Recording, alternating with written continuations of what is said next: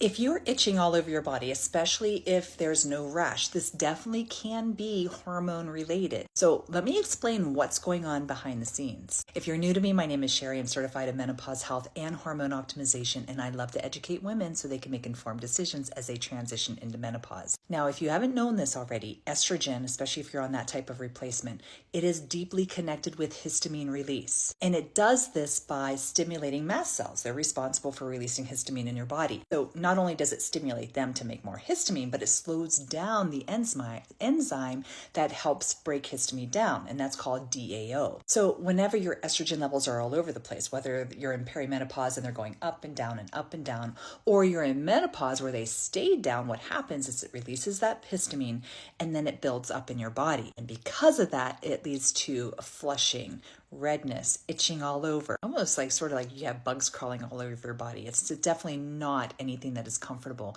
And because of that, because that symptom can be so dramatic, it can really make you feel anxious. And a lot of women don't even sleep at nighttime. And then on top of it, if you add in, you're not sleeping well enough, you have really bad gut health, or your stress is really unbearable, it actually can make that histamine release even worse. So then the question is, well, what do you do? Well, first and foremost, I always feel like you have to make sure that there's nothing else going on, right? Whenever itching is something that is new, you always want to make sure that you check out your liver, your thyroid, and if you started any new medications to make sure that they're not the culprit. Now, if those all check out fine, then you can assume that it may be related from your HRT. So some of the things that you can do is talk to your provider, let them know that you're having these symptoms. Okay, that's first and foremost. They will hopefully take your estrogen dose and reduce it, take it down to the bare minimum, something that will help with symptoms, but hopefully not get that histamine reaction. Then what you can do is really support breaking down that histamine. And you can do this with supplements, okay?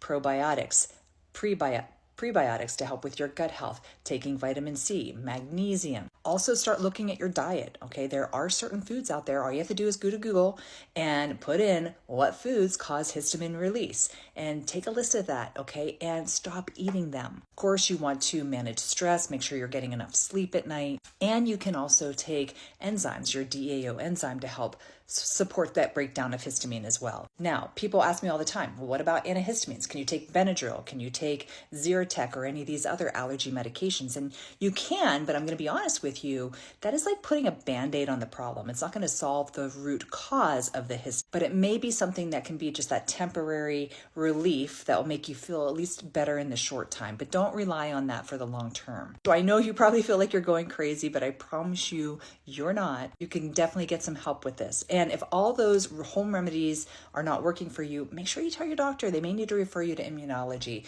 to just really get a better workup to see what's going on with your histamine release. So I hope that was helpful. Of course, if you have any other questions, please drop them in the comments. And for more tips when it comes to menopause, hit that follow button so that way we can continue to go on this journey together.